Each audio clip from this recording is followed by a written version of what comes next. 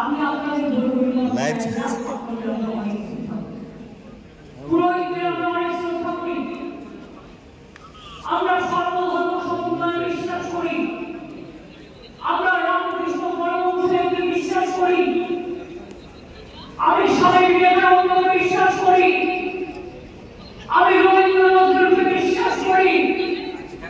বাংলা স্বাধীনতা আন্দোলনের জন্ম দিয়েছে, বাংলার নবজাগরণের জন্ম দিয়েছে, বাংলার মানবিক ভিত্তি কথা উত্তেজিত হয়ে প্লিজ দয়া করে হাত জোর করে বলছি, অশান্তি কেউ করতে চাইলে তাকে কন্ট্রোল করুন।